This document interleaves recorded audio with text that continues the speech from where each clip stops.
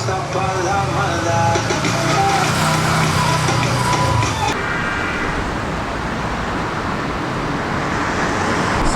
that's Apocalypse Now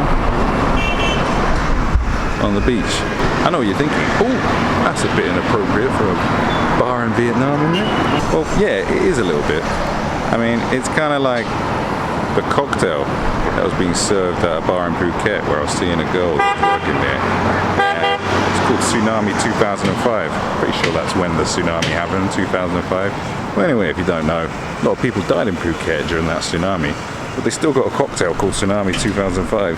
That was inappropriate, and it wasn't delicious. So double. But actually, this isn't inappropriate. This is kind of inaccurate. Why? Why? If you don't know, Apocalypse Now is set in Cambodia. That's right. It doesn't take place in Vietnam. It's a Vietnam War film, but it's set in Cambodia. And another little fun fact for you. There is a bar in Phnom Penh in Cambodia called Heart of Darkness Bar. That's the book that Apocalypse Now is based on. Oh, what's wrong with that, you're thinking? I'll tell you why. Heart of Darkness, the original book, is set in the Congo. All this shit's confused, bro. It's confused. Anyway, probably saying, what about the bar? Well, I mean, it's probably the best setting for a bar, but it comes at a price. All the drinks are a bit more expensive than usual. Well, where you'd find them other places. You're paying for the view. You're paying to sit by the... You're paying to drink and look over the ocean, right? That's what you're doing. And they also put a service charge on and an extra VAT tax on top of your bill. And the only time I've been in there, that did cause quite a stink to some foreigner type who sat behind me. I say foreigner type, I couldn't quite work out where he's from, but he weren't from here and he wasn't me. So that's something worth bearing in mind. You pay a price for such a place, you know. Oh, and bought local beer, and it came served in one of those silly little cans that you buy in the shops. You know what I mean? It's like, hello, I'm sat in a bar by the beach and you're serving me in cans? Hello? So that's that.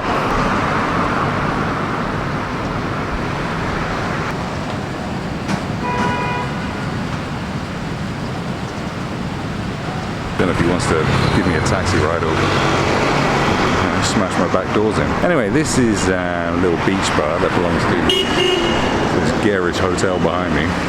It's not that garish, it's alright. And again, this place is a bit more pricey than the usual. But you're paying to, you know, sit on the beach and drink. You could be a clever clogs and go to the shop and just buy some drinks and sit on the beach, but you know, you can sit there. I had a coffee there, it was alright. Didn't eat the food. I mean, they're serving schnitzel and business like that, do you know what I mean? Man don't come out here to eat schnitzel. Fucking schnitzel. I haven't even eaten schnitzel in Germany, mainly because I haven't been to Germany. In terms of the beach, the physicalities of the beach, you know, is beautiful. It's a very long, luscious beach. If I wanted to give it a sexiness rating, I don't know. At the moment, it's kind of a 6.5, really. I see a hell of a lot of women on the beach doing the usual, you know, taking videos and photos of themselves, being sexy as that. So they probably rate themselves as, you know, the usual. They rate themselves as a fucking 11 out of 10. You know, always, you know, the way they're carrying on like that, getting their boyfriends to take photos of them and shit like that. But I'd say in general, it's a 6.5 on the sexy scale. You're probably thinking, oh, it's a bit judgmental. You're not exactly the world's sexiest man, are you? Well, actually I am. I'm fucking hot. There's no denying that, straight facts. This is not a subjective truth. You know, this is an objective situation. And look at me crossing the road, talking about the objective truth about how fucking sexy I am. Well, I will. You see, behind me is just your standard thing, which is an Irish bar. You know, you can't go anywhere in the world without there being some sort of Irish themed bar. That's that one. Have I been in there? No. Am I going to go in there? No. I ain't got no problem with the Irish. Don't be ridiculous. But you know, I didn't come to Vietnam to drink in Irish bars. No. I came to drink in 1920s themed cocktail bars and eat tacos. It's called assimilation. Lunatics.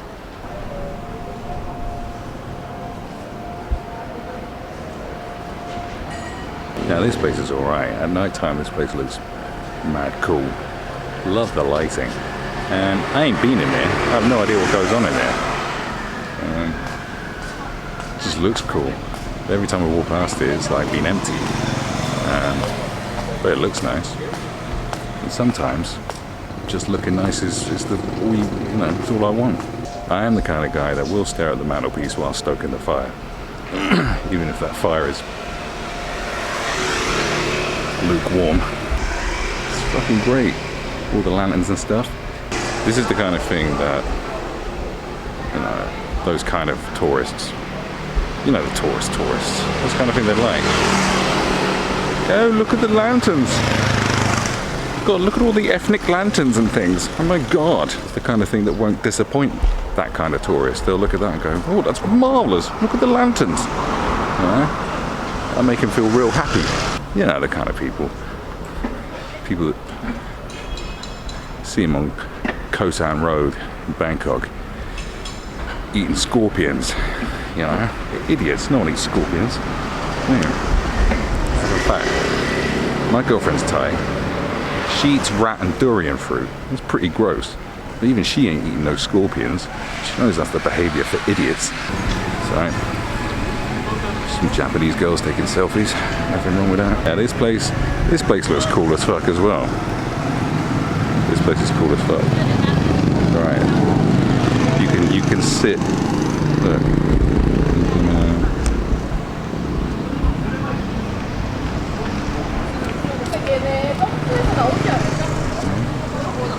You can sit amongst the fishes.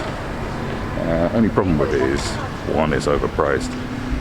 It is a coffee shop, but I went in there, I looked at the menu for the coffee, and it's the first time I just didn't understand anything. It was all in English, but it was just weird infused coffee, rose coffee, coconut. And I said to my girlfriend, like, what do you want? She's like, I don't know. She said, I cannot, she doesn't read English too well. And I was like, well, I can't really tell you what to have because I have no idea what any of this nonsense is. I literally couldn't work it out. But you're thinking, how uncultured are you? You're not a man of the world. Yes, I am. I just don't believe in nonsense, all right? I don't tolerate nonsense. I don't understand it. I don't appreciate it. I don't appreciate any menu that makes me feel stupid, okay? So therefore, I give that a big, I wish I had 4 pairs of hands, so I could give it 4 thumbs down. Talking too much. Where am I? Oh, I'm here. Good. Behind me is where the Grab delivery boys always hang out. I often see them late at night, delivering me my food. Always hanging out there. It's a favourite spot. Why I love the Grab app, because it's named after gypsy courting practices, and that's alright with me. Now this street, I like it a lot, especially at night time. It is this street I'm talking about, eh? I don't know, maybe I got confused. It might not even be this one. That knows. It's got the right amount of leafiness, and it's fairly narrow.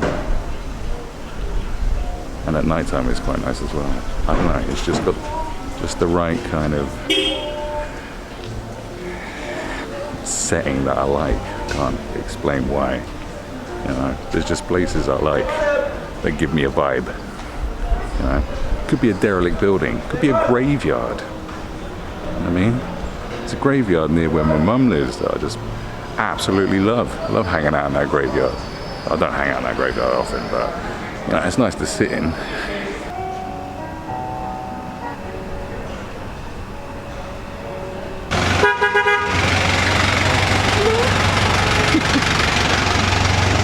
Can't explain why. It just feels alright. There's like a burger place down here that sells hot dogs as well. Actually, there's 2 burger places. Looking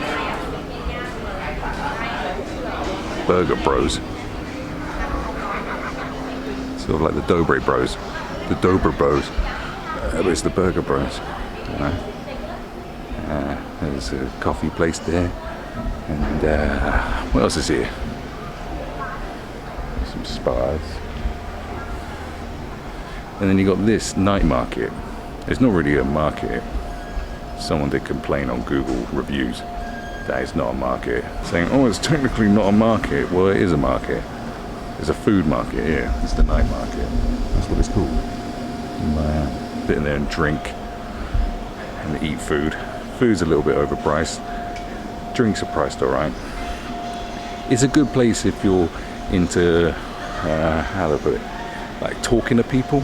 You know, I don't know if you're into like talking to people, but not just talking to people you don't know.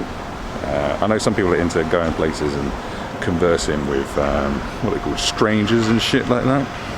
You know, have a chat with people they have no idea who they are and end up regretting it because they're a freaking weirdo. I mean, that's usually my experience. That's why I just don't talk to people. I talk to people on camera and on stream because, you know, that's entertainment. But personally, you know, I ain't into it. Meeting strangers and shit. I've done my period of time where I was meeting strangers all the time and talking to them. I don't need to do it no more, alright? But you might be into it, and that's a good place to do it. There's a few places to do it, but that's one. You know what I mean? That's one. So if you're into that, I don't know why you would be, but it's alright.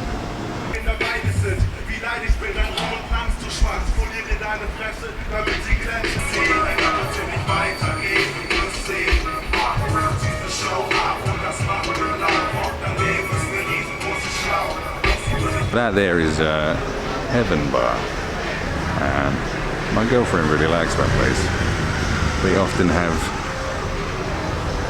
open mic things and music, live music.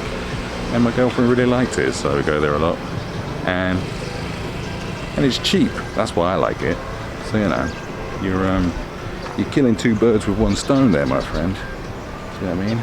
Keep the missus happy and get her ratted on cheap drinks. You know what I'm saying? Well, behind me down there, places to eat. This is, you know, an expat touristy area, but when you get to the end of that road and turn right, it becomes completely Vietnamese. Like bars, sort of bar restaurants, hot pot grills and shit. It's all just Vietnamese, whereas down here, it's, you know, it's Johnny foreigners like myself.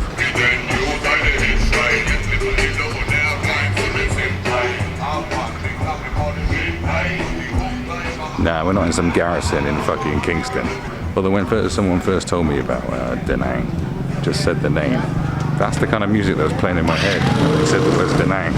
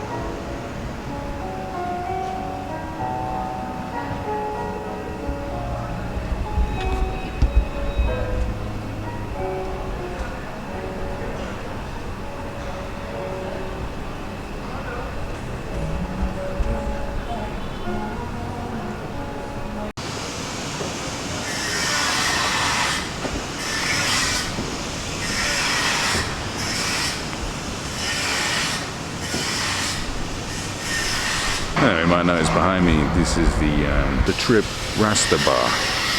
That's right. It's not like other Rasta bars you might have been to, mainly because it doesn't have anything inside there that suggests anything to, well, that's got anything to do with Rastafarianism or anything really Caribbean. In fact, I sat in there and it seemed to play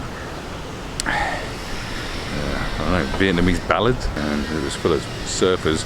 There were two white girls with dreadlocks, so that's something, I suppose. I mean, you go to Rasta bars in like other places, and you know, they'll at least have a Bob Marley poster. That's kind of a standard, isn't it?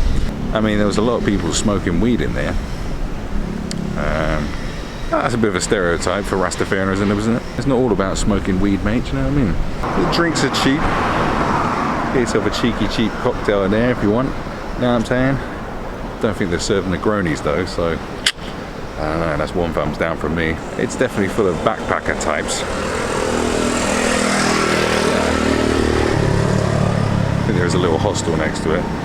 Surf dudes and backpackers. Or the jobless and the hairy, I suppose is the way to call it. That is something I've noticed around here. There's like no police. I've seen police once, I think. They may be in security, I don't know. There's no fucking police. I know certain places in Vietnam, Saigon for instance, have reputations of you shouldn't be walking around doing what I'm doing, because there's a lot of snatching going on, bike snatching. That definitely doesn't go on. That definitely isn't going on here. Not seen anything. And if it did, well, you're fucked, because police ain't nowhere. And another thing is just the blatant smoking of weed everywhere. I'm fucking surprised. Like, I don't know what the laws are quite like. But if they're anything like Thai laws, you know, that's definitely something you don't want to be doing. That's like danger time. They'll bang your ass up. And it's not just in this place that you're smoking weed. People smoking weed fucking on road. Most of the places I've been to, someone's blazing it up somewhere. Obviously it's like fucking bush weed. You won't be getting none of your loopy space rock shit here, you know, that fucking cannabis crack that some of you weirdos will be smoking these days. You know, the stuff that you smell and gives you instant psychosis. I've seen a fair few Johnny foreigners like myself, high as shit. I've seen one American guy, high as shit. He hadn't even done his flies up. Fucking Johnson was hanging out the front. You know what I mean? He was trying to exchange money in a shop. Alright. Yeah, that's a guy who's high.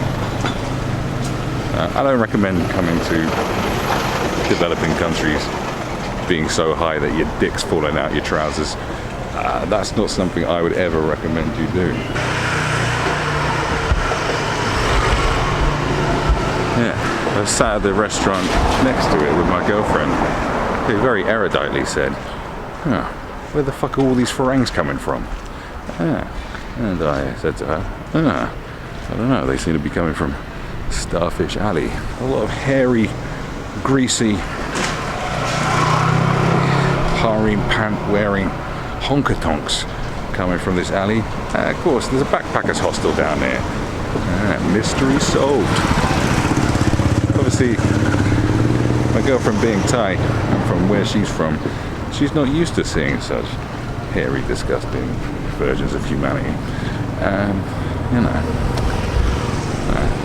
I had to explain to her that this is a type of tourist, this is a type of Johnny foreigner farang that she might not be familiar with.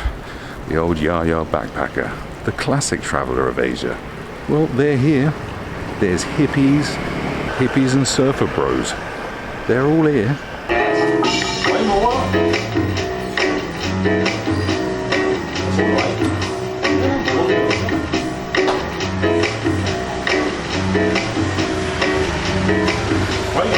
Wait,